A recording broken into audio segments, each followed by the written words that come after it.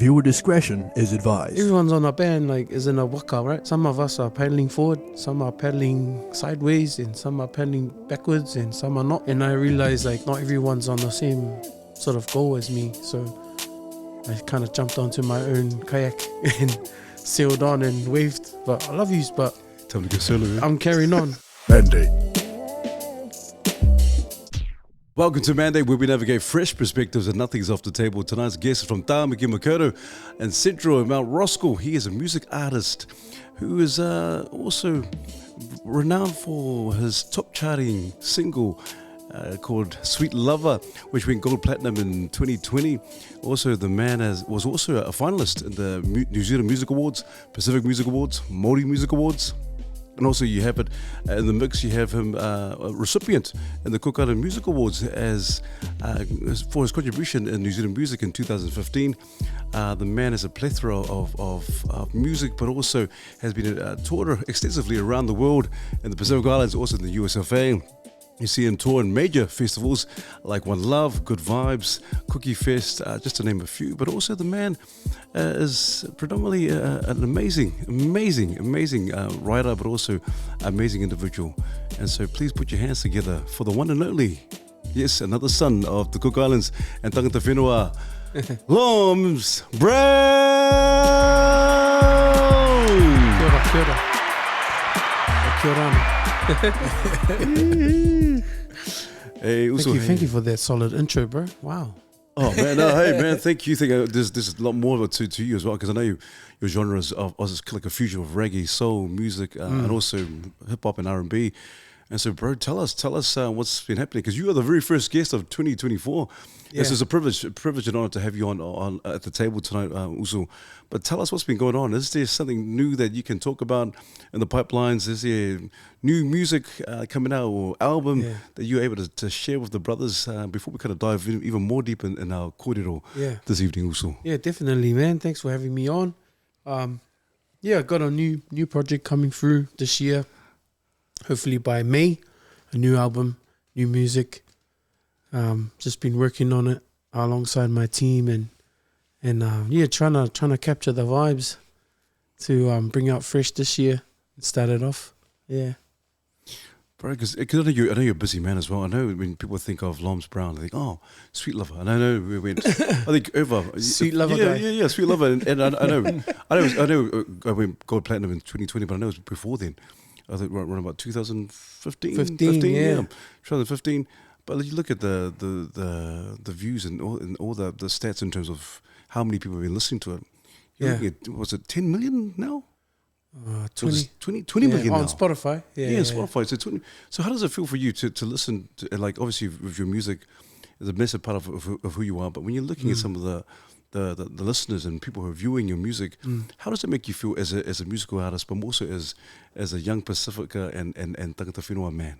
Oh, it's always a blessing, eh? It's never like sort of gone over my head sort of thing, you know. You kind of look at it and be like, wow, that's cool. You know, as we do, don't take it too much or too lightly, but you don't kind of just appreciate. For me, just appreciate that it's been doing that well and making its rounds around international stuff, our people and as well as home too. So yeah, it's been awesome. Just really blessed. That's all I have to say about, like, you know, when I see that kind of success. Just I always recognize, like, man, not all of us are in that boat. You know, like I've been down the sort of like working and going handy at the factory and on the hoist and you know, all that kind of stuff. So every time I see that kind of success, it's always like, really, really. Yeah, really blessed. Yeah, man, awesome. Because how do you keep running? I don't know. Maybe I'm just assuming, because some people think, oh man, I made 20 people, 20 million people are listening to my music and so forth. Yeah, all these hits on views on YouTube, and some people might think, oh man, and some people might get to the head. I don't know. Maybe just kind of assuming. But how do you keep yourself grounded when you feel like, oh man? Man, I'm the man. I'm doing some good stuff, man. I'm the man. How do you keep yourself grounded? I don't know, because it might be for you like, I'm always humble. It's just yeah. Oh, I think a big part of it is my my faith I have in being Christian, and you know, I feel like just the way we grew up to, you know, was always kind of like, you know, trying to be good at things, but not taking it, I guess, like you're bigger than anybody, or you know, things like that. So always having a humble mum, you know, to sort of steer me in the way, and a humble family too. So you know, it's always been like that for me, I guess. Yeah. Oh man, Marus. Was music always the pathway for you, or? I'm not sure. I think it just kind of, like, I was always kind of good at it and like young and stuff, but you know, I never really took it serious until I got to my 20s, maybe. Yeah. And then someone was like, bro, do you, I remember my mate, he showed me for the first time GarageBand on Apple. And he said to me, you know what this is? I was like, nah. He's like, you can make a song. Like, you can, I was like, what do you mean you can record like every instrument? And he goes, yeah. Because he's a teacher. He just started teaching. And so they get a free laptop. So all of a sudden we had a Mac in the hood. Eh? It was like, and like one Mac to rule them all. Eh? It was like, and then he showed me this program. And bro, I was like, wow. You know, and I remember just staying at his house while he slept. And I was like, bro, can I just stay? I'll be quiet as. And you go to work in the morning, but I was still there. He woke up, I was still like jamming on his laptop, like singing into the laptop mic, you know, listening on a $2 headphone, whatever. And that's when I first made my first sort of like demo. And I go, listen to this. And he's like, played it. He's like, wow, pretty cool. I was just buzzing out, like, wow, I can't believe you can, everything in your mind, you can put it into one thing and then it can come out audio. And that was the hook, man, you know? Like, that was when I just knew, oh, I like this. Yeah. And I started to realize when people started hearing the song, they're like, man, this is dope, you know? I like that feeling. Like, oh, people they like it. Like me, you know, like me, like people like my music or what I've done. And that was kind of like yeah, man, I'm pretty keen to go for it, you know, or just keep doing it anyway. Yeah, just simple goal, like just making people dance, you know, and then just letting the music flow. And I love back in those days, it was like no filters. There was no like, oh, I don't know about this lyric, or I don't know about this drum beat, or I don't know about this sound. It was just like, whatever you did was it, and that's it. And you didn't care. No filter music, it's like, and I guess that was the start. And when I knew like that maybe music is going to be like a pathway for me, I can actually do something with it, you know, because it's kind of hard when you're like, you don't know much. You're just like young Polly in the hood and just another one of the bros, and all of a sudden you might have this opportunity and you don't know if you're like, that's the big question here. Am I good enough? Like, well, why me though? And then from then on, yeah, just started like jamming more, and the more I jammed, the more people started gravitating towards it. Yeah. And that's basically it. Like how it started out. It's awesome. And what do you do with that? Because I'm asking, because a young Polly might be listening and they might feel like they might stumble across the opportunity where they realize, I'm pretty good at this. And what's the next step? Like, so for you knew you're good at it. People are vibing. Do you invest more into it? Do you take a risk in terms of what you're doing at the time? Yeah. Do you go all in, or do you surround yourself with the right people? Oh man, I think a bit of all of that, you know, just trusting and believing in yourself is the first thing, because it's hard, it's hard, man. Because you know how we talk about the tall poppy thing, like that's real. But I didn't know what that was. But I felt it and I understood it, but I couldn't label it.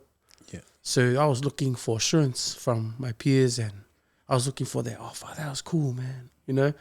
And then that little bit, like the encouragement was the like kind of like underlying acceptance. And then, they're like actually affirming me.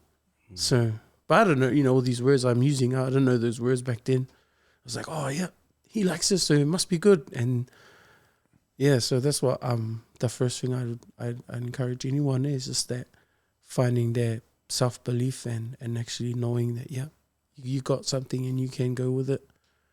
And then after that, it's just being, I don't know what to say, like being adaptable to like what you need.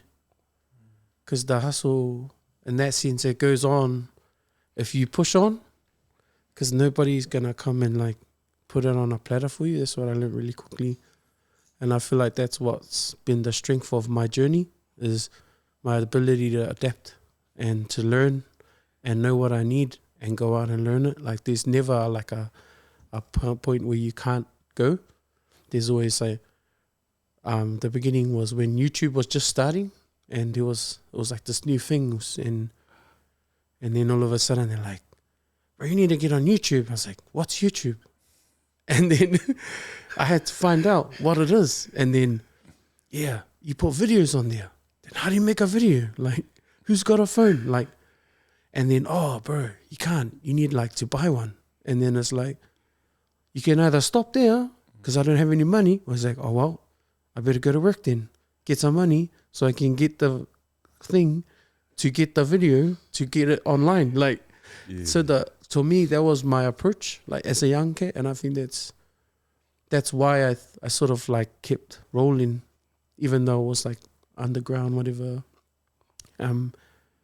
That's what kept me sort of afloat, you know, even to this day. Like, that's what keeps me going, is the ability to adapt and hustle on. Like, no matter if I meet like a certain obstacle, there's always a way through it. There's always a way above it or around it, or, you know.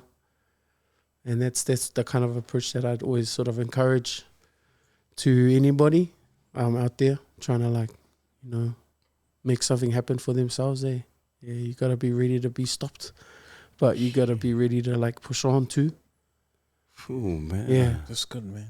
That's good wisdom for our young cats and anyone that's like trying to pursue their passion and want to, you know, chase something they're good at. Because, man, we got so many haters, we got so much self-doubt, and that tall poppy syndrome is real. Like, yeah, you know, everyone's always pulling each other down, other because of their own insecurities. But it's cool that you're like what you're sharing now and in your pursuit. It's pretty cool. It's hard out. Because you know the cool thing about it, Loms, is that you talk about adaptability. I like that.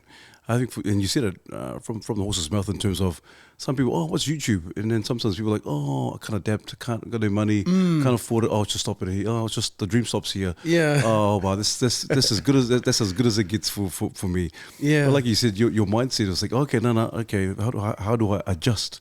How do I get money to finance my dream or goal, so to speak?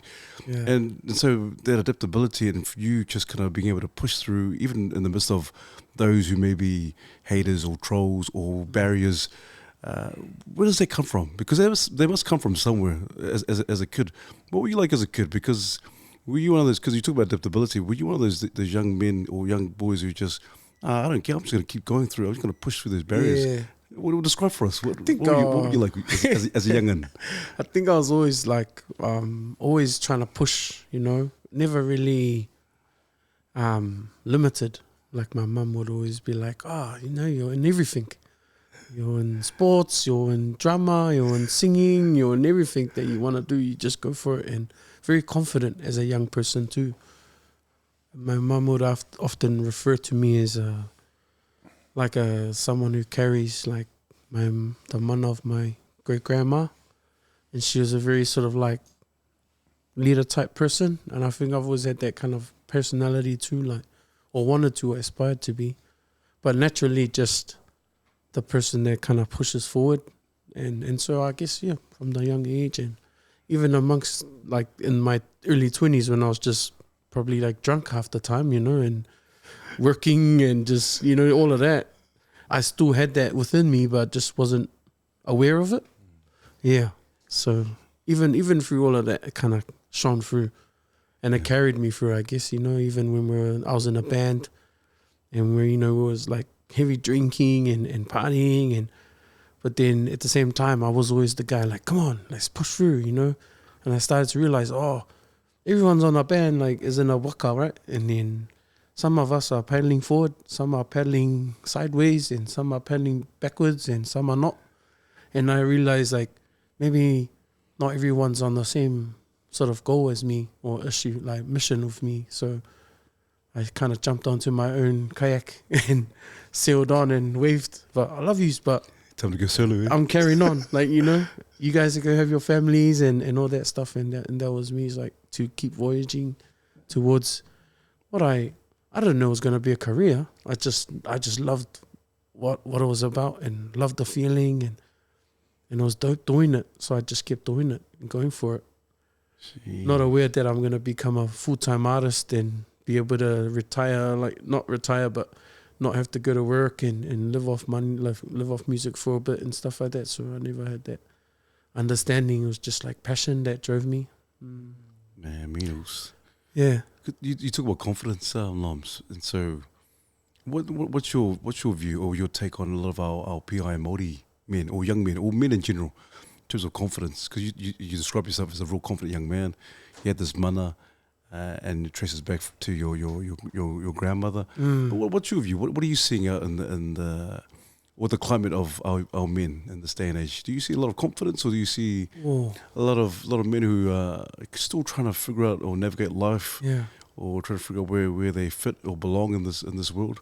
Yeah. What are you gauging? Yeah, I feel like from personal experience, like especially being a young male in Polynesian, like friendships and circles, everyone can be kind of sort of confined to a norm where you're just gonna like get along and kind of unnoticed, but just go with the times. But then it's like the confidence is not showing too much. Otherwise, it can be seen as you're not humble or things like that sometimes. And so it's for me is, you know, like looking at a lot of young men or just men in general, you know, confidence amongst our people is a tricky one, you know. It's because it can be seen as like something negative. So we're very wary of it. Don't be too confident in front of the boys, because then they'll look at you like, oh, this guy, thinking the man, like that tall poppy thing again, eh? But it's so like normalized and internal and unconscious. Like, you know, you don't know that it exists, but it exists. Or not all of us are aware of it. Like I'm sure there are some who are, but yeah. Yeah, so for me, like I guess in terms of like your question, like where our confidence is with our people is this very underlying. It's like, I don't know about it. Like I wish people were more confident. Yeah, you know, I wish the brothers were like, and I won't name any names, but an example, you know, one of the bros, man, one of the most talented musicians I've ever met in my life, like, and I kind of mentioned, like, bro, this could be a mean, like, avenue, like, for you. And his first reply was like, well, we'll see what happens, you know. It's all good. I'm like, bro, like, you know. And for me, that was like, and I go, bro, we don't talk like that no more, you know. I'm like, from now on, bro, I just speak life into you, brother. And he, I think, I don't know like how he took that, but for me, that was me just making a kind of like a stand, like, brother, like when you talk with me, I don't want to hear this like maybe or I can't or nah, it's not really me, and because I'm telling you, like, I'm just gonna feed this into you, like, so you can feel it every time you're around me, like, you know, and so, and hope that might install some sort of confidence in him to be like, bro, believe yourself, man. I'm telling you. Like, you want me to show you my Spotify? Like, I don't have to show you my, like, resume. You already know what's up. And I'm telling you, like, you got the goods. Like, and you can do, you know, and this is a possibility for you. So that's just one of those examples of, man. You know, trying to, like, meeting that tall poppy thing, but trying to overcome it and say, nah, that's not normal now. Like it's not normal anymore for us, and me and your circle right now is not. It's all good. Like, you know, we don't have to be that way, and changing, maybe trying to change the culture, but hey, Yeah, awesome, man. I love My that. yeah, I love, cool, yeah, man. man. I'm gonna use that. When you're with me, yeah. I love that. That's so cool. That's Oh, cool, man. I know. It's needed, because Yeah. we often mix being too confident with being arrogant, and then Yeah. you know, there's that misconception of what humbleness is. Yeah. And so we sort of, it's almost, I don't know, in a sense, we often use like humbleness as an excuse or a safeguard from us taking the risk. Safe. Yeah. Yeah. It's like the safety net, like we just deflect it, so we don't fall into a pit of like If you don't failure. make, hey. if you don't make it, If you don't make That's it, it. but it disables us from moving forward. So I love that you got this attitude of being countercultural to that tall poppy syndrome stuff. man. So yeah, I love that. I think that we keep on pushing that out, and the more people catch that vibe, like, man, when you're with me, you don't need to be like that. Yeah, that's cool. Bro, that's cool. Yeah, I think that should be a new T-shirt. When you're with me, You with me? When you with me, you gotta speak death in your life. Nah, man. I love it. That's cool. man. It's just being that change, eh? Yeah. Just because it starts with ourselves, Yeah. and even though it feels like a massive goal that's unachievable, by one we can like install each brother, you know, it's just with that fire. You're not fire, but just that love, eh? Like that, man. Like, bro, don't worry, man. Your music's the baddest when you're with me, brother. Don't worry about nobody else. Right now, I'm telling you, between us, you're on. cool, You man. know. Yeah. And that's all it is. And it's for free, eh? It's for free. So you what I love the most, Lom, so is you said this is not normal anymore. This is not normal because this, obviously back in the days or even now, it's normal for us to kind of and speak that humble and that kind of humility. That's like Charles was saying, it's not really humility. We just kind of like just in case I don't make it or I don't achieve it, then I'll just safeguard myself and just think I don't want to do it. But I love it because you're trying to change the normal into a new normal. Yeah. And the confidence that for you to kind of share that and affirming our men and brothers, because imagine that. I can imagine being in the music industry that you're in, as a music artist. Some artists, they can be quite cutthroat. I don't know. They're your friends to your face. Hey, brother, hey, who's? Yeah. When you turn your back, my music's the baddest. My music's. Yeah. So have you experienced any of that kind of backlash or? I don't know if you can speak to or speak Any about names you want to drop right now? Just addresses, phone numbers. You're not creating reggae beats. Look on Instagram. Bro, yeah. That part of it's definitely real, and it's.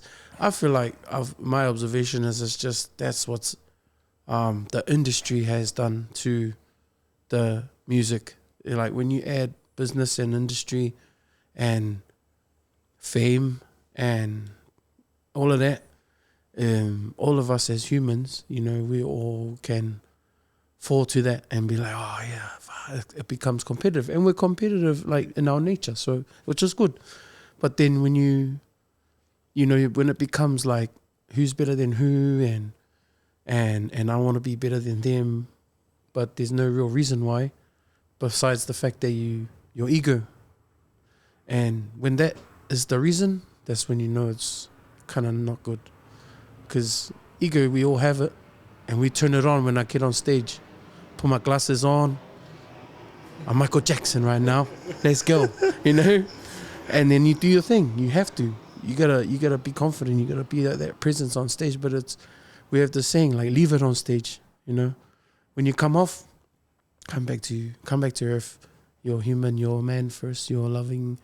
You're whatever. You're a family man now, and then still hold yourself in that way. But you know, and it's real easy to keep it on all the time because the industry kind of like can make you be like that, especially if you're new to it, man. I mean, bro, when I first started getting props recognized around the street, and I was like, fuck, I'm cool, man, you know, and then. Yep, your head gets big and your ego starts, and you start talking like an American or whatever. Like, start to have this twang to your voice, and you start like walking and. But then you realize, you're young, and there's you gotta have those sort of like, I guess, that right people around you to sort of like, hey man, It's good, man. yeah, To check you in. to check you. But sometimes, like, even my experience, man, even the closest ones can be your biggest like advertis, or what do you call that? Adversaries, yeah. like, because it's like, I don't want to call them haters. They're not hating. They just don't know how to adapt to this new you, or maybe it's like you're getting attention or you're making success, and they reflect on themselves. A lot of us do it. As soon as they see somebody, they kind of reflect, align, let's compare each other. And that's when you can, like, they say, like, comparison is the thief of joy, eh?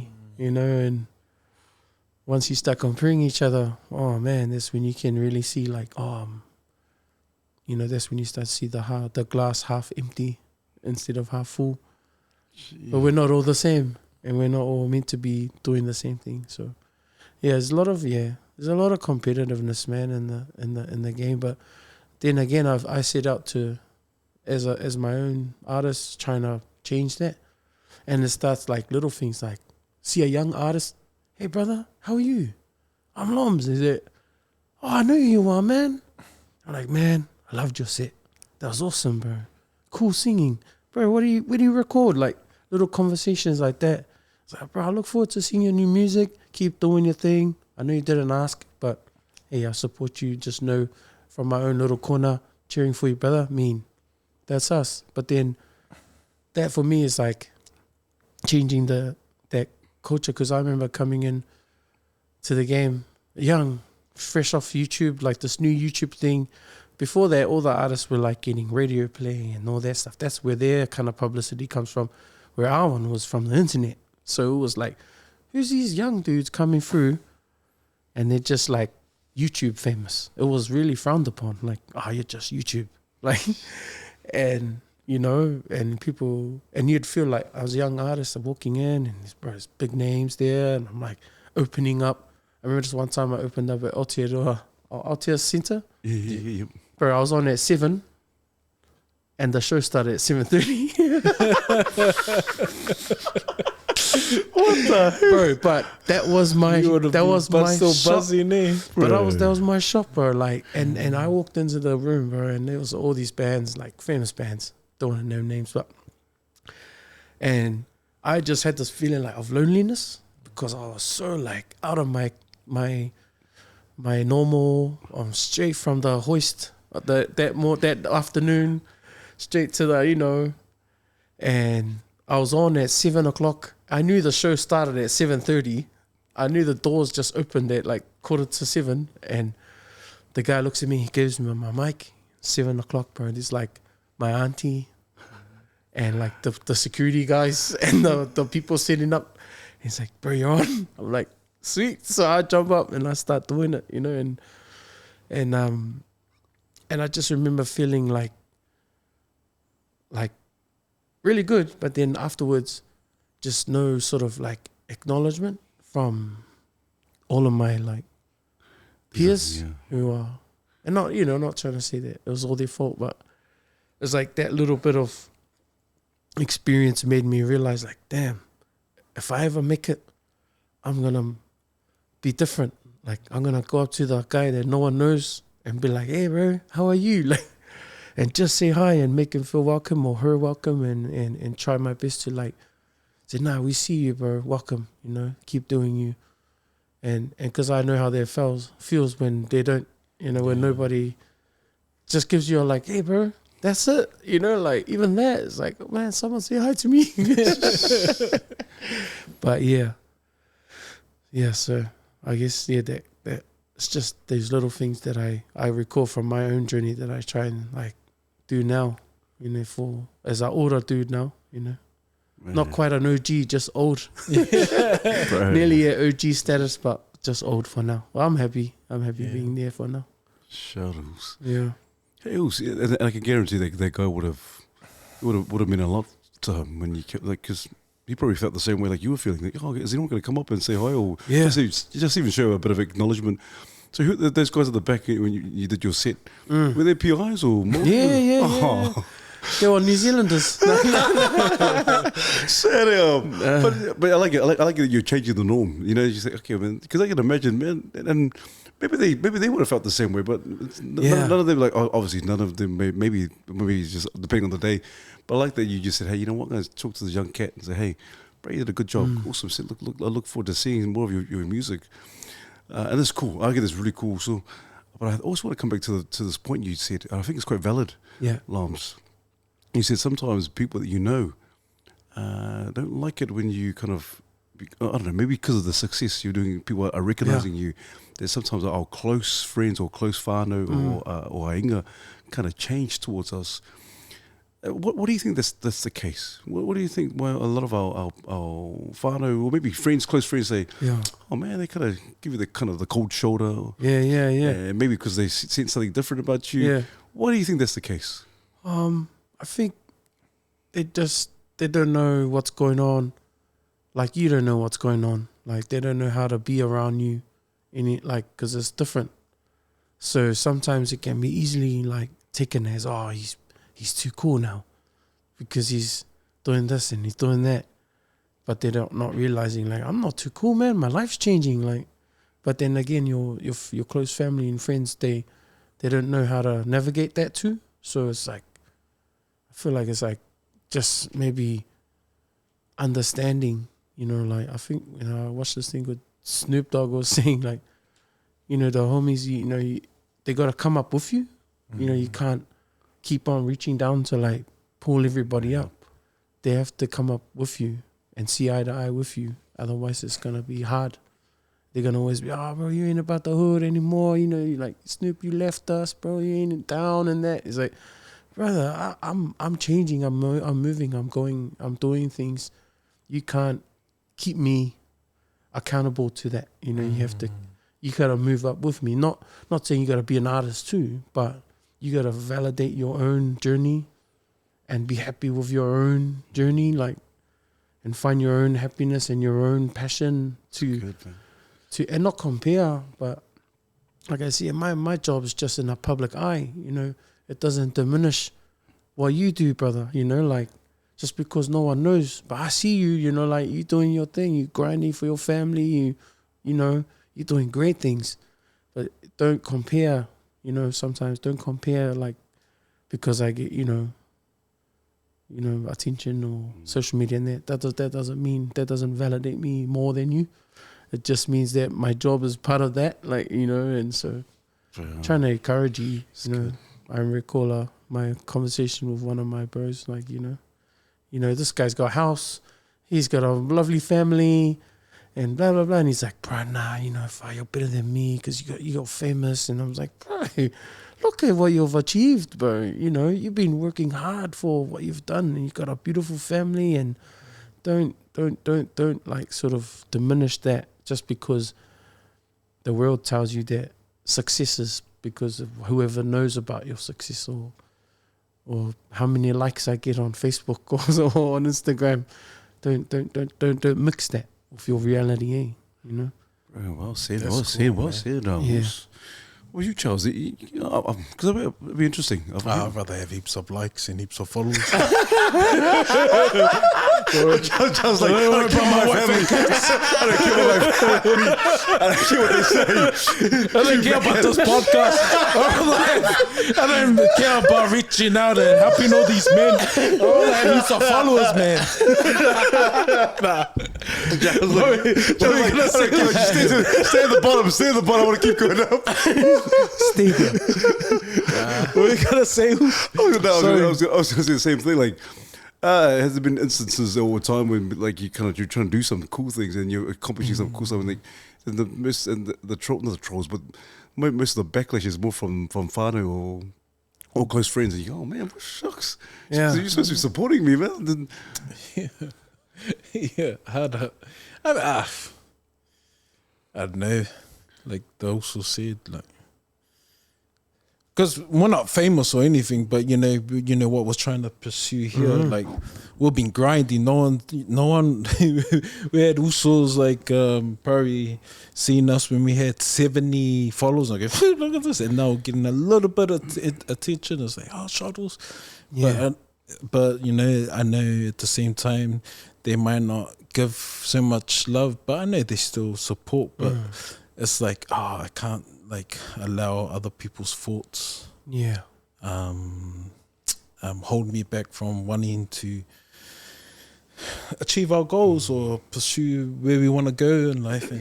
And but in terms of like, and it's easy for us to like look at others that are like doing so good in this space, or other, you know, having friends that are probably killing it in other areas of life. But I'm like, oh, that's their journey.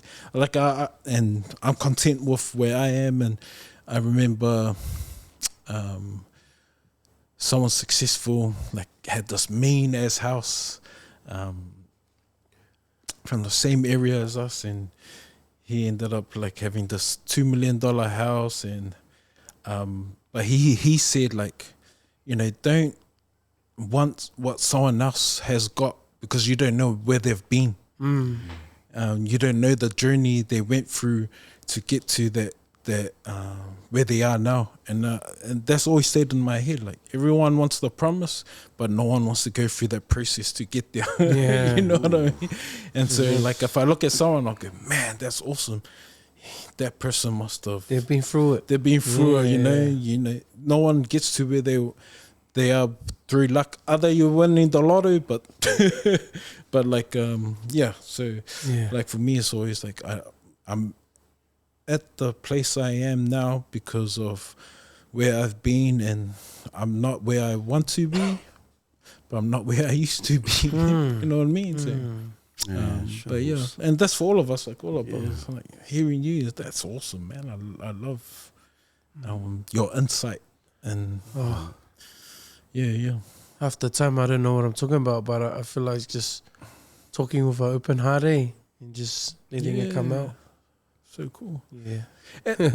What has been, because you're someone from the hood, and you have, you know, our background of most of our poly men, like, you know, just trying to make money and forklift and all that hustle. And but you're now in this industry. What was your first buzzy moment in the scene? What do you mean, like? Could be anything, like, oh, this is blah, blah, blah. Or oh, man. You getting out on the stage and there's like... Yeah. I think it would have been like the first time people sung my song back to me. Ooh. Yeah. Because, you know, as a performer, I jam, like, you know, like cover songs and for bands and things. And it's cool because you're entertaining and you're doing your thing. But then the moment when you hear your song sung back to you, it was like, whoa, that's buzzy. Because you created it, you know? You created it in your room and you put it out on your YouTube thing that you found out how to do, and it's not mixed or mastered, and you had no idea what you were doing, but people are singing it back in. It's something that you made. That was the coolest thing. That was the coolest feeling. I remember that night. It was at 420 and the OK Road. Used to be heaps of gigs there. Yeah, man. And I just remember dropping the song, and first it was like, I was like, oh. And then when I started jamming, they were singing back, and I was like, wow, they're singing my jam. You know, it's fun. It's buzzy. So I think that was my first moment, eh? Yeah, it was such a cool feeling. Almost like a drug. Like, what was the song, Lomez? It would have been a song called Candyman. It's like way back in the day I wrote the song, and it was like, as a young cat, you know, 17, I think, in my room, no filter, all the corniest lyrics in the world, no idea how to mix, master or nothing, or record audio, was just singing to the laptop mic, you know, because that's all you kind of knew. The funniest thing is you listen back and I used to wonder, why is my voice like hard out left speaker? Not realizing that it was in mono, but it was going left, like the vocals were pan left. But I had no idea what panning was. So I was like, oh, sounds good to me, but guys, make sure you listen on the left side. Standing to the left side of the speaker. Like, why is it like that? I don't know. but you can hear me on the left side, but if you're on the right, you won't hear my lyrics. Yeah. So, yeah, that was a buzzy experience. Making music on GarageBand, hey, with the stock plugin and just playing on the keyboard. Hey, you can make magical keyboard. You just play like that. Yeah. You said that feeling is like a drug. Do you keep on chasing that feeling, or? Oh, I think as you mature, you get it kind of becomes more of a motivation or something you draw to, to try and inspire you or push you. Yeah. Yeah, but yeah, definitely it's a cool feeling to sort of like keep you going and hype up the crowd and keep moving in the music. Yeah. What's been your most proudest moment?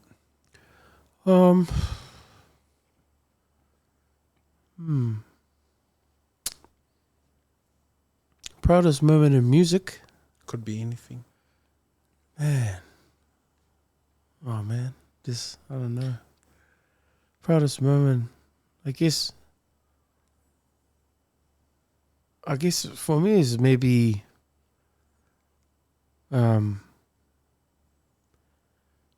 might sound like cliche or whatever, but I think marrying my wife is proudest moment now, and that was just recent. And the reason being is I know how far I've come, like how you were saying, hey bro, like yeah, you see the end product, but you don't know what I've been through to get there. And like I was not the perfect dude, like nowhere near that. And to be able to like stand and get married, like actually be at that position, like I've actually got someone who wants to marry me, and I've made it this far. Like that to me is like, that's probably the moment I realized like I love God and I love my wife and I love life and I've done some cool stuff, but now is the new beginning in terms of where I go from here. It was kind of like those like graduating. Yeah. Like you're an adult, like you grow up and no one thought you would. Yeah, bro. Yeah, because you live a life on the road and doing that stuff. That's like having a wife is like, whoa, what? Hey, marriage, man. Nah, man, I'm a pimp. Man, we out here. We on the grind, Yeah. And we're touring and bro, and I remember finally getting a wife and then catching up with some of those sorts that had wives and during our touring days, and I'm like, how did you do that, bro? Like, I didn't realize that you were going through all of that, like, and being on tour. It's like, yeah, now you don't get smart anymore. Because you used to be like, oh, come out with us, bro. Oh, don't be like that. Oh, don't be, not for the boys and that. But now you realize, oh, bro, I'm sorry about all of that. sorry I put you through that. Like, saying all those things, I don't know, nothing, like holding down a marriage or relationship. There's a lot of commitment and hard work and time and effort, and so just respect to the brothers who do that.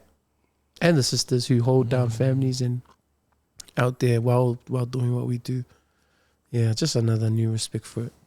Sure. That's cool. Now you're not mocking the boys when they're bed and they're like, oh yeah, I miss you. Yeah, nah. It's like, bro, go chicken now. It's like, go, hurry. So I can go chicken. Communication is the key. As long as you communicate with sweet, bro, then we can both go out later and have food, Sound like a big uso, big homie now. Us, are we going? Yo, hold up. I'll be there soon. We've been holding up for an hour. Yeah. He's like, yeah, see, you shouldn't have posted their story. Nah. That's why I stay a little bit longer. Nah. Yeah, just learning, like, I used to be the smart guy in the corner, like, oh yeah, nah, bro, there's like 10 girls out here. Like, and they're like, bro, shush. Thinking I'm funny, Now I'm like, bro, I'm sorry, bro. I didn't realize what I was doing to you. Like, I didn't realize I was causing you so much pain when you get home, or, you had to go through a lot of stuff. I bet you had to go through a lot of stuff because of those little comments that I thought I was funny. But it's not funny. No, not now. No, I know. It's not funny. Not good for the mental health. Hey, you gotta help the brothers. Helping. It's like, why didn't you realize when you didn't get invited to my son's birthday? Oh, You didn't click. I didn't get that text. I thought you just missed me out. He's like, yeah. Nah. Oh, man. That's cool. So that's your proudest moment. Yeah. What's your? They'd have to share, but what would be your darkest moment? Darkest moment. Probably I've been on my health journey for a long time, like a couple of years, 3 years ago, a long time ago. I was way bigger than I am now, like weight-wise, physically. I was like over 200 kilos, man. And I had really bad gout, really bad, like depression, no wife, no missus, trapped in the house a lot. Had this massive online presence and everybody, for a long time that would fulfill my emptiness. But, physically I was struggling. Didn't want to go on tour, too sore, too hard physically. But then that emotional, mental toll, man, that was real, sitting in my room for, I think it was like 3 weeks. Still can't walk because my gout was really bad. That's probably like feeling really depressed there, like, man, life sucks. And the music is not enough to fill the void, anymore. That's when I knew I was like, man, I needed to like change my life. And that's what sort of like pushed me to come out of it. And understanding the importance of like the physical health, I mean, it's easy to, in this world, it's easy to live in because everything's so convenient, like imagine if we're in like the 1940s, we'll all die because we're not physically able to cater to yourself because there's no McDonald's or there's no Uber Eat. So back then our parents and our grandparents had to physically get out there and make a life, now we can just literally sit and be okay. Got online doctor and everything catered to us. And I think I was just a victim to that, and just not realizing, the importance of it because everything else was great. And that was the like, almost like a crutch, Oh yeah, I know I'm physically unwell, but I'm still doing good in the music and I'm a social worker and I'm doing this and I'm doing great and I'm a nice person and that's enough. But then letting myself sort of go that way, eventually it caught up, and then, man, just got real down, not realizing why until I started making changes, and then I realized the more of a physical, like, confident I became, the more self-esteem built, the more positive, spiritually stronger, relationships started getting better, more connection, more wanting to be sociable. Like before, I was like, I don't want to go see people. I don't want to talk to people. That kind of stuff. People can probably relate to that. Yeah. I love it because your physical decline, not because you were going through stuff, it was just because of the convenience and you let yourself go. It's the lifestyle. Wow. Yeah. And then that affected the mental. And bro, I know what it's like to get gout, and I know when you got when it's like long term, bro, it really does your head in. Yeah, because it can become like such a big deal when you're not going to work. And you're like, and it becomes a strain financially because you can't go to work, and then you're like, damn. So not only am I struggling like here, now my finances are in jeopardy too, and someone's got to pay the rent, and your family starts to look at you like, hey man, like, and then they're all trying to tell you what to do, but then the mentalness is like, nah, get away, you don't know, don't tell me what to do. That stubbornness sort of comes out, and it can bring out a lot of like demons, And I remember that moment. Those were those dark moments, man, when you just kind of realize when people say, I think it's better if we just don't live anymore. Not that I got to that point, but I can understand, that perhaps that's why a lot of our people or any people get towards that point, is when there's just no hope or no way through. No, it's true. Yeah. Love that. You mentioned you were a social worker, and you're a social worker now. Yeah. And you would be well versed in the Te Whare Tapawha. Yeah, that's exactly I like it. I like it. of, And you talk about obviously mental health and mental well-being, or just well-being in general, also. But how far do you have to go? Like in terms of, you said you were quite depressed. How far were you in that kind of that space? And what was the breaking moment? What was the focal, or what was the moment when you decided, you know what, I need to get out of this. I just have to pick myself up and mentally help myself. Yeah, I think I cried, man. Yeah, really broke down one time, man. You know, just cried, and just thought it was the end. Like I was just like, this sucks. I don't want to be here anymore, and realizing like it's either change or, you know. So I knew I had to change, but because I can be quite extroverted, I just needed that push from someone else. And I was fortunate enough to have the right person, like people come like, so my team, Feed Joint, they started like this physical challenge, like a team challenge. And I was like, at first they did it and I didn't join it because it was individuals.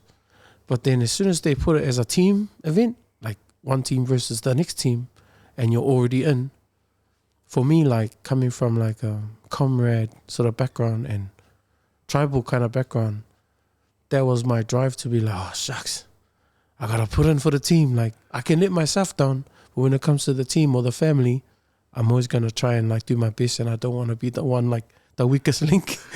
And so just from that, like, that was what started it, like, my physical, like, okay, push. And so not knowing that it was going to change my life. And that was what I needed, I guess, that little push. I think it was, like, 8 weeks or 6 weeks, and I think I lost, like, 10 kilos. Man, I was so proud, like coming from like being like that for so long and my whole life being a big boy, and then coming from 10 kilos was amazing to me. And then that was the drug. Like, oh, I love this feeling, because I realized how much more happier I was, confident in myself, and like walking a bit taller, and even just standing for longer, and physically being able to be present on stage and jamming for longer. Like I used to have this rule, oh no, I don't do past 20 minutes. And they're like, oh, why not? Oh, no, it's easier that way, like better for the music, the audience. But really, it's because I get sore. And I don't want to go past 20 minutes because I get sore. And by then my thighs are burning and my back's going to give out. And yeah, it was that bad. And that's when you're like, oh, no, I don't want to jam. I had offers to go to America, offers to go overseas, jam with this band, jam with these people. I was like, oh, no, it's all good. And if I'm honest, you know, it's definitely because I was physically like just not keen, but then my spirit wasn't keen and my mind wasn't keen. Yeah, that was it. So it was all connected, like you're saying, eh? Yeah. Because how important is it? Obviously, it is very important. Also, in terms of we just kind of like talk about the Te Whare Tapawha, the tinana and the hinengaro, whānau and wairoa. And so for obviously when the one pose is out of whack, then everything else. And for you, in terms of our people, because sometimes a lot of our men or people per se, is a lot of our health or mental wellness, even whānau, can be quite detrimental. But could you give us some, I don't know, maybe some words of encouragement for our men out there, like in terms of to kind of get out of that rut, so to speak? Yeah. Instead of staying in that rut, because you seem like you were in a rut at that time, and then you got out of it. What are some words you could say to encourage our men that, hey, you don't have to stay there. You can. There's hope. There's always hope, eh? There's always light at the end of the tunnel. If it's too emotional for you, like look at it from a logical perspective too. Like it doesn't always have to be emotionally attached or like mushy or whatever. If that's not your thing. Think of it as a house, and you're like, wherever you see a weak point, like your spiritual or your family or your mental or your health or your physical, use that as a start point. Like just it's not, I'm not saying it's like it's the solution to all your problems, but it's a start point for you to be like, okay, nothing's working. Let's have a look at these 4 things. Now where are we sort of like, you know, where should we try? Or at least try to do one of each, or or a bit of each of those to help your house sort of stand stronger, because all four are connected, and you'll find that out real quickly when you start on your journey. I have guys who have amazing families, and then they have like money and house, and then they have like great successful jobs, but then they're missing like, and they're fit, and you know, and they go to CrossFit and they do all that, but then they're sad, you know, and they're like, bruh, nah, it's real, like, I don't like my life. And I'm like, hey, what's wrong, you know? And you soon realize, like, man, there's no spiritualness. But it's hard to label what spiritualness is for many of us, because straight away we put it to religion or being like Muslim or Christian or something. Sometimes spiritualness can be different for somebody else, you know, like connection to the land, or like in Māori. But anyone, like, even like, I say to my mate, bro, you like water? He's like, yeah, go swimming. He's like, hey, honest, helps your spirit. He's like, why is that spiritually connected? And I go, because there's no other reason why you do it. It's only for yourself, and just for some reason you like it, and it makes you feel good. And then he like started doing it, and then he told me, oh yeah, no, it's cool. I was like, yeah. And then you can start to see like, oh, his relationship with his wife is a little bit more friendlier now. You know, like, I'm not saying there's all the answers, but just examples, like, you know, I'm not those Christians who like, oh, come to church now and give your life to the Lord straight away. Like, it's kind of like introducing spiritualness, like as a everyday thing, but not this awkward thing that you don't understand. But it can be whatever you make it. But then, you know, eventually, if you want to get closer to it, you know, I can share with you what I believe in and my stuff too. And that's how I kind of open up to in that sense. So I feel like spirit to me is one of the biggest things, because it's easy to live in the world without spirit, you know, because you get by. But you don't realize, because especially if you have everything that you need, you don't realize that you need it, because it's not something that you physically need, or you need to exchange money for, or anything like that. It's something that you need inside, but you don't need it until you actually fall apart. And then you're like, oh, what's going on? It's like, bruh, it's their spirit, man, you know. And it's hard for some people too. They better with believing and that kind of stuff too, eh? There's lots of different understandings. Oh man, That's good, man. Just see some nuggets here, Loms. Because we see a lot of successful people. They have everything, and they look physically well. But you know, when you talk to them, there's always this missing element, and then if we're like reflecting on the four pose of Whare Tapawha, it's always that the wider or the spiritual side. When you listen to them, there's that missing part of their life, and you know, and as believers we can always say, man, you need Jesus. But but there's that connection. They're not connected to anything. So yeah, I love this chat, because it's not a common chat you have around the table, especially for men, eh? Yeah. But I like what you're saying. You can tell with your circle, you're having these chats, and like, I really want to promote that, man. When you're with me, we're having these chats. For men, we're gonna have these uncomfortable talanoa, because it's these chats that really sharpen us. It changes the narrative. It doesn't have to always be mushy or those chats were like, hey man, let's go and do this and do that, but something different, eh? We were checking in on each other. Yeah. So I feel like that's what could be like those like the reason why people don't engage, because they go, oh nah, I'm not keen for that. It's like, bro, it doesn't have to always be like that. We can literally go play touch outside and not, you know, play like ball touch. I realized how wrong that sounded. I was like, I was going, Love, come on, man. What's going good right until then? Sorry. If you're into that also, then there's no judgment. Oh no. Were you with me?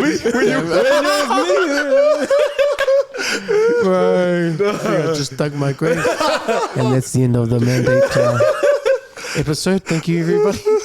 We'll leave it there. Butterflies. Some Go play butterflies. touch outside. Nah. On a serious, like, Yeah. you know, it doesn't. I found like my little brother, you know, told him, bro, come man, let's go fishing. I love I fish. recently got into fishing. Yes. Bro, I love it, man. Yeah. My wife told me, is this a phase? I'm like, I don't think so. There's a reason why I'm going to that shop every day, buying a hook I don't need. And your bait. Just getting some bait, man, just in case I go like at midnight, you know? That's cool. Like encouraging my coast boys and whoever I can just to do something fun for themselves. And not because you have to as a dad or because your husband and it's your... Go do something cool for you, you know, and have fun. Don't be scared to be a kid sometimes. Just have fun. Like, hey, nah, I gotta go work. And bruh, yeah, I know that's cool, but drinking is not the only outlet. Because that's so, you know, Friday they look forward to 3 p.m. where they have their after work drinks and then they go home late and they're drunk and, you know, whatever happens after that. But such a normal culture in New Zealand. Notice when I went to America, they don't have that culture. Like that drinking culture. It's like, I was like, bro, you guys drinking? They're like, oh, sometimes. I'm like, sometimes. What? And then, you know, this was when I was back then, and I was buzzing out that the brothers weren't on it. And they're like, oh, we might have a few like later, but the drinking culture is way different. And I realized how New Zealand's culture is like, alcohol's like on this pedestal. It's like almost like worshipped because every time Friday, no matter what culture you are, gender or workplace, it's always a common thing to have Friday drinks or some sort of beverage to celebrate. You know, and I was like, man, that's something I changed too. Like in my family, like I made a sort of thing like I don't want to keep that as a normal anymore. You know, and I think it's working. Like because now Christmas is not ended with a massive drink up. You know, it ends at with otai and ice cream, and then I sleep. And maybe later on, if you feel like it, have a couple, you know. But I didn't like that culture anymore. You know, in our family to be like on it. It's like expected almost. You know, I was like, nah, it's all good. It's okay. When I wake up Boxing Day and we'll go beach, you know, and now that's our family tradition now too, is we wake up every Boxing Day and all our friends and family, you know, you spend with your immediate, then Boxing Day we made it like, yep, and now all our homies and everybody, bring all your leftovers, all go to the beach and like spend time with each other then, and that's become a normal now, so. That's awesome. Just little things like that, eh? It's cool. What do you think? It's just for both of you as well, Charles and Loms. What do you think? Is it because we're drenched with this culture of drinking and, like you said, happy hour after work Friday? Everyone's like, I can't wait to just get on the piss. Do you think that's one of the reasons or key reasons as to why we can't have these conversations?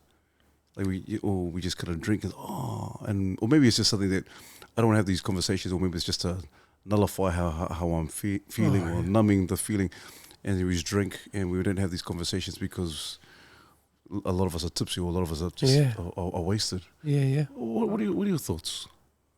I think it's just part of their culture. It's just that the winding down, the heavy fun. Stress, it's always in our face, but often it's the only time when you have those talks. Yeah. It's when you're drunk. Because man, I love you. Remember, man, when you went there, that's when people start telling the truth, or like, True, and then the next day it's like, they don't talk about it. Okay, remember? Okay, I don't know what you're talking about. I was drunk. That's a good point, Charles. Maybe because we drink, or maybe I don't know. Maybe some of the reason as to why we drink is because we want to share, and we don't feel safe to share because we're sober. It's not until we're drunk. I got the courage to start sharing now. Becomes a reward almost for yourself, you know.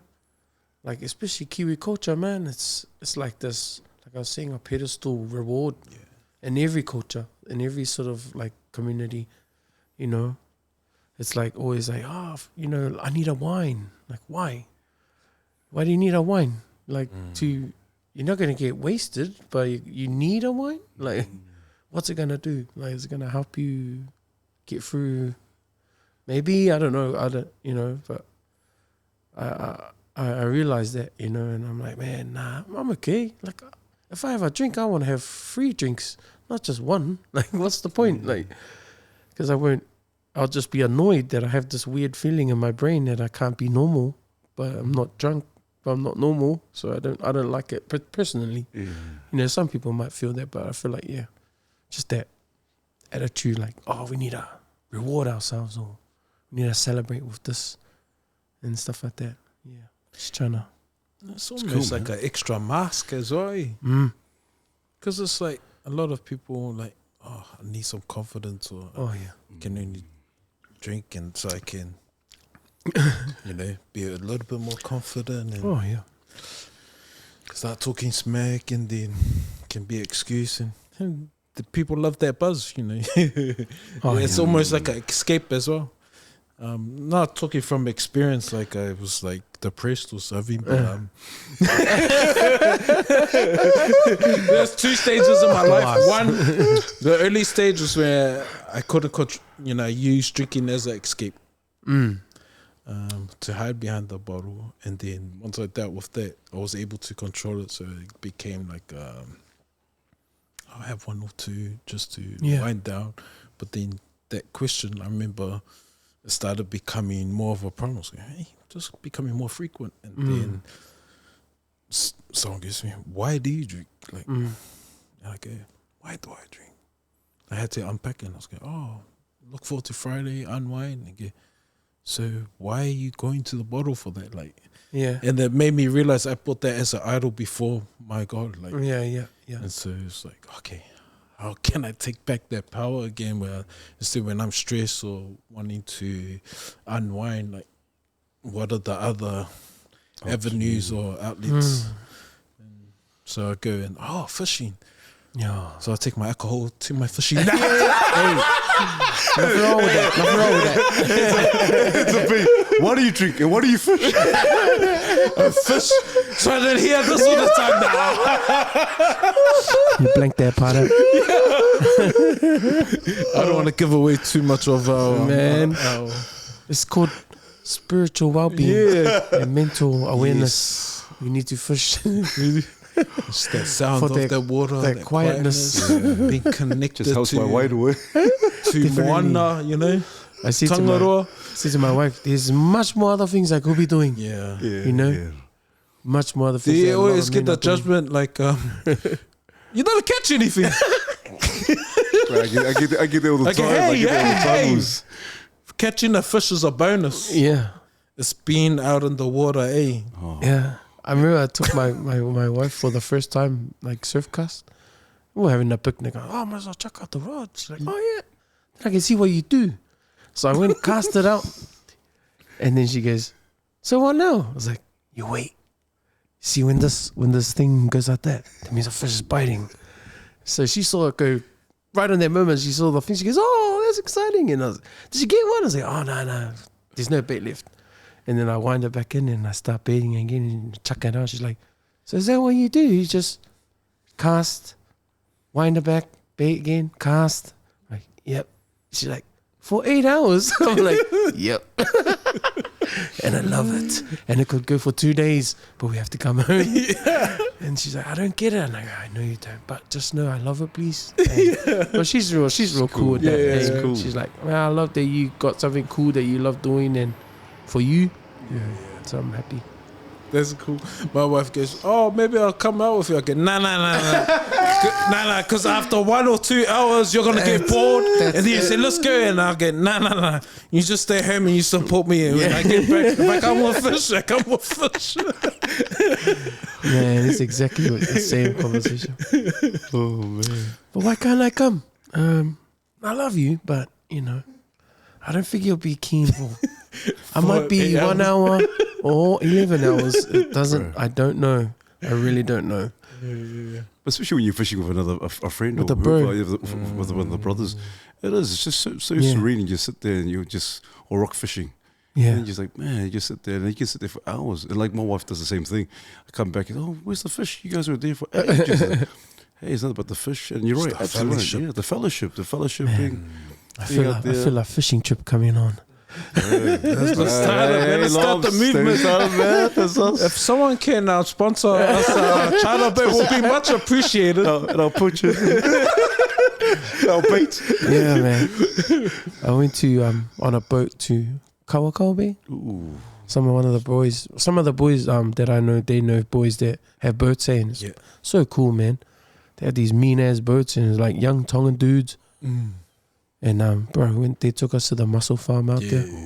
And mate, I caught my first fish, and I was like, legal size snapper. I was like, yeah. And they're like, bro, chuck it back. I'm like, hey, nah, it's my fish, man. And he's like, chuck it back, bro. Honest, bro. Sure enough, like 20 minutes later, we're like pulling up like snappers that are like massive, and I'm like, wow, this is amazing. And even some of the homies that were there first time, you know, they were buzzing out on like just the addicted to the bend, bro. I was like, it's that bend, brother. What I say? You like that bend?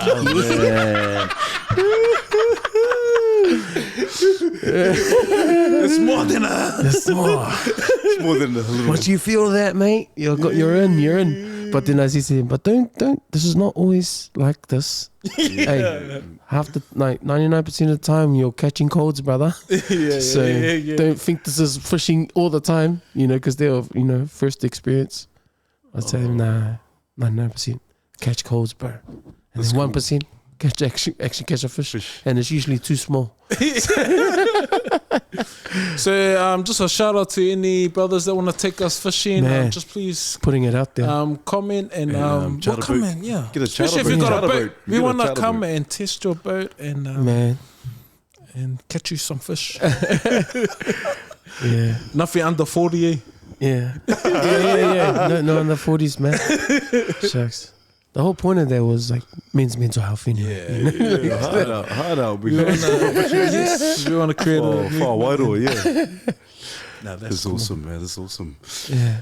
But just to even go back to your social work, because people don't know this. I'm not too sure if too many people know that you're a social worker. You're obviously a music artist, and your social work background.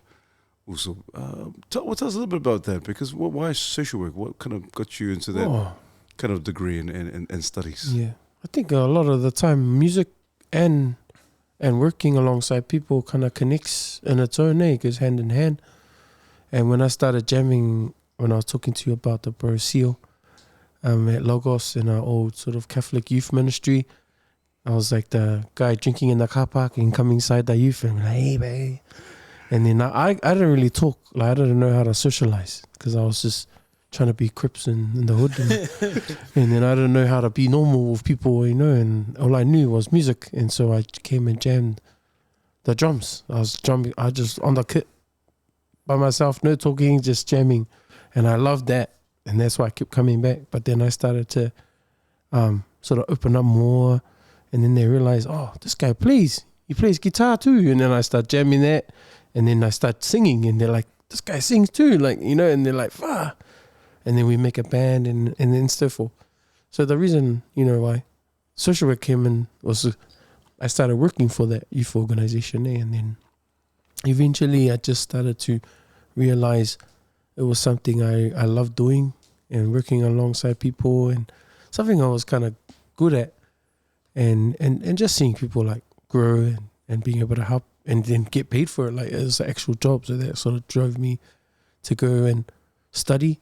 And then I sort of got my study social work paper stuff. And then, yeah, from then on, it's just been roles here and there. Not too much, especially with the music is my full time. But the more and more I go through it, the more I realize like it's kind of like my life anyway. It's not really just a job. So it doesn't matter if I'm working in a role or not. It's always going to be the way I'm rolling anyway. Yeah.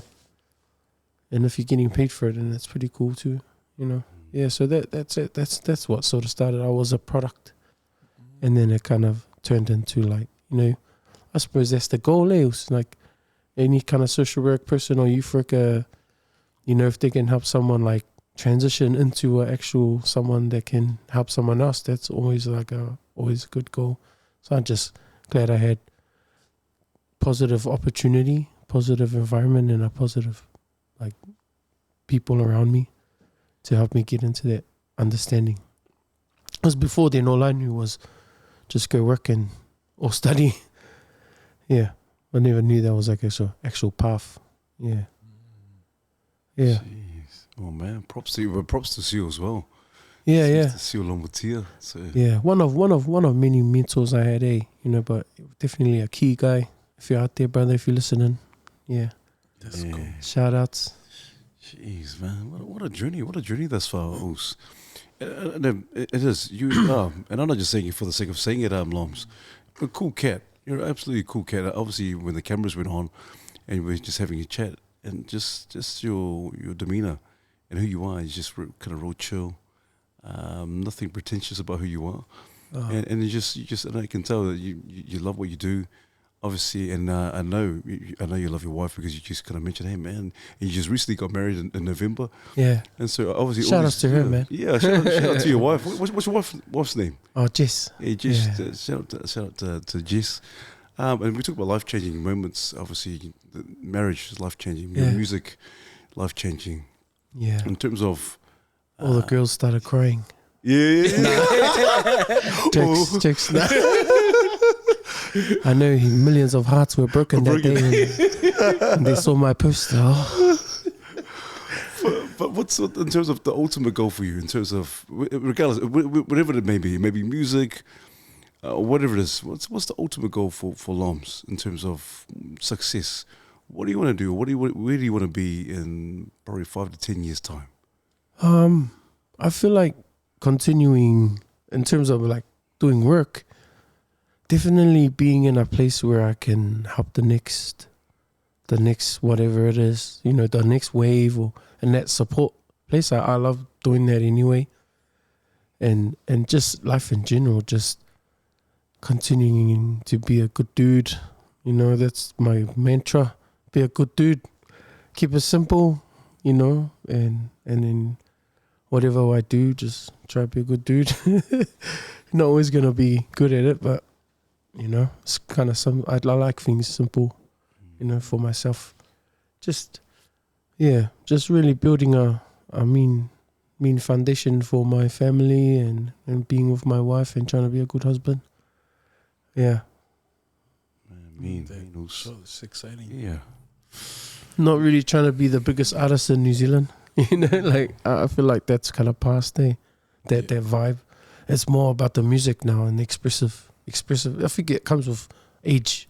Yeah. You like your priorities change, especially as an older dude. The young ones, they're all out here for the likes. Not all of them, but it's just part of the industry. I can't hate on it. It's what they do. It's what we need to do to be relevant and successful. But as an older artist, I remember watching this clip of Adele, and she's like, somebody's got to sing to the people who like music, not just TikTok songs, somebody's, and I'm happy she's happy to sing to those people, and I'm like, man, that's me. I'm happy just to sing to the people who are just still need our music, still want that music, because as an artist, man, you can feel irrelevant and you feel old, like, man, you're jamming these songs and these other kids are like doing these cool ass lyrics with melodies and all this sort of like new time music, and you're like, wow, I suck. But then you're like, but really, there's a lot to learn from us, but a lot to learn from them too. I met this talented young artist on Saturday. I think it was Xander Pierre and Crook Letter. Young dude. Just hit 1 million streams on one of his songs on Spotify. Shout out to you, brother.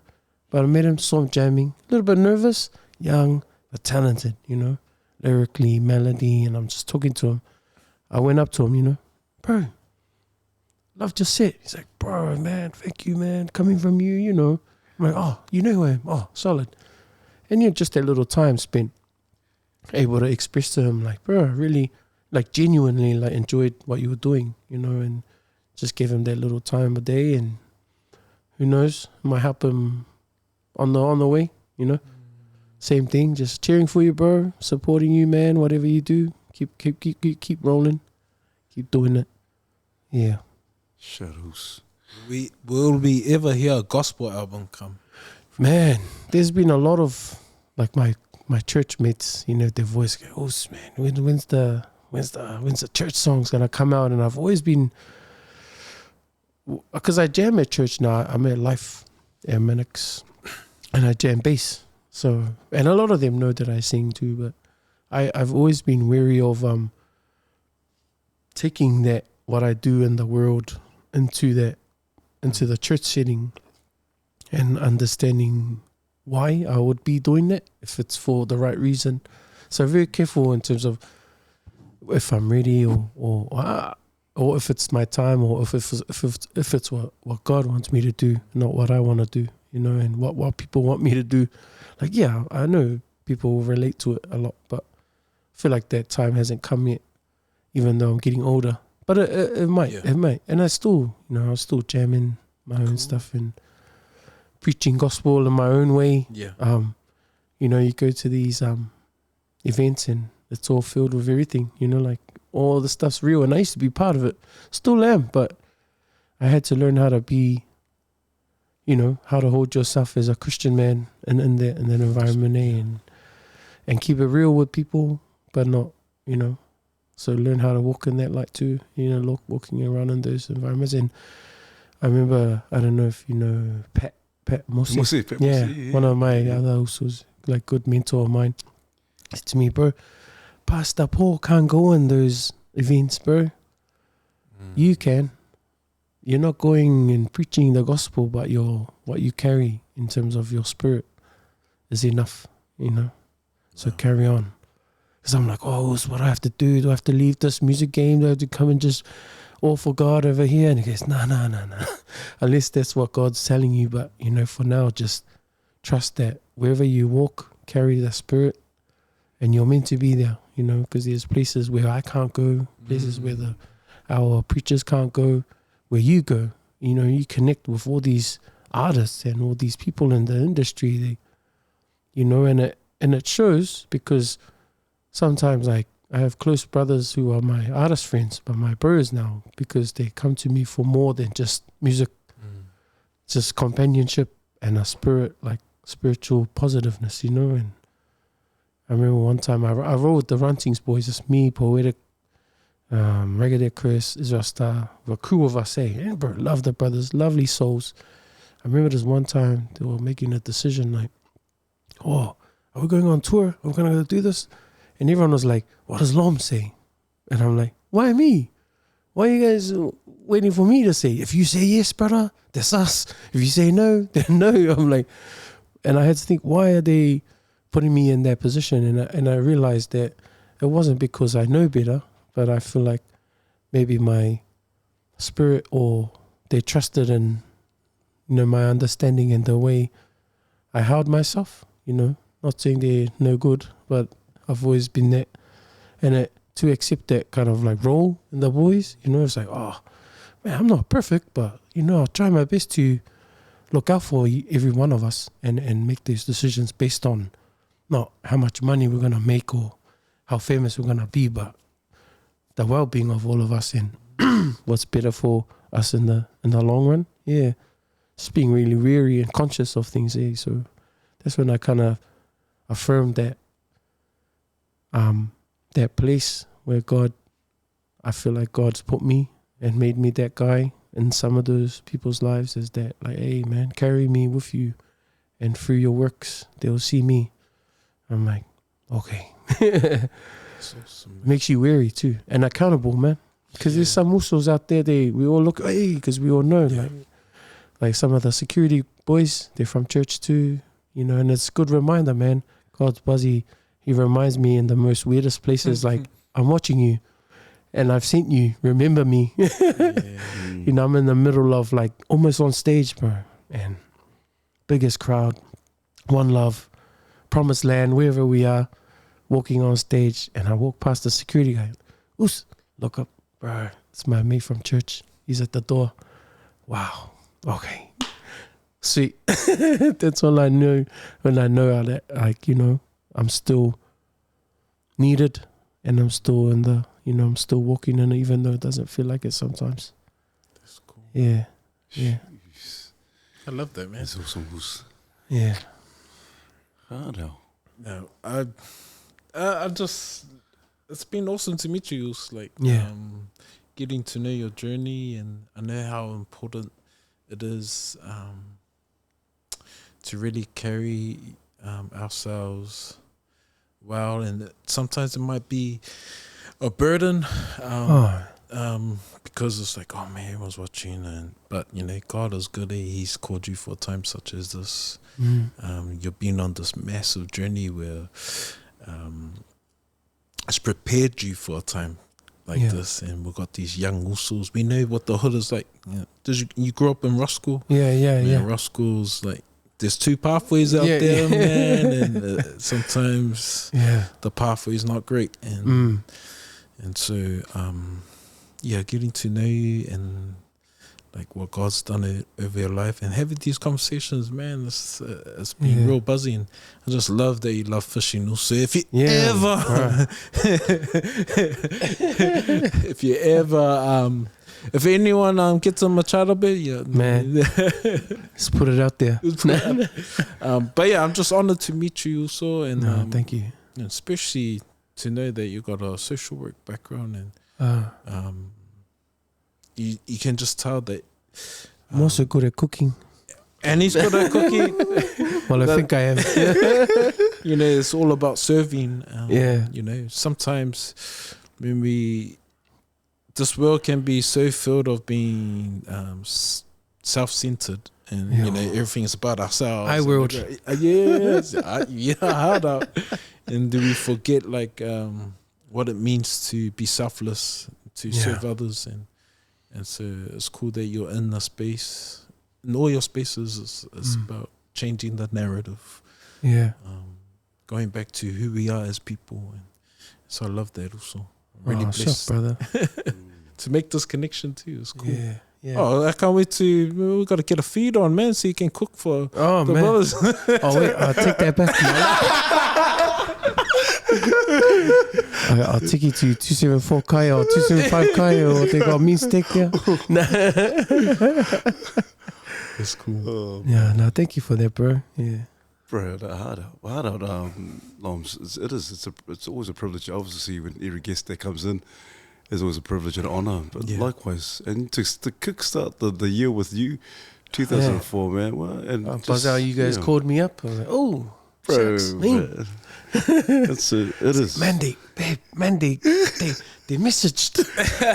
Honest to who? Yeah, made it. Oh, man. No, respects to you guys, man. What you guys do, you know, I've been seeing a lot of it, and it's definitely an awesome platform, you know, for especially the young brothers. You know, now I understand it like in a deeper experience what it really is about, and so it's cool to know.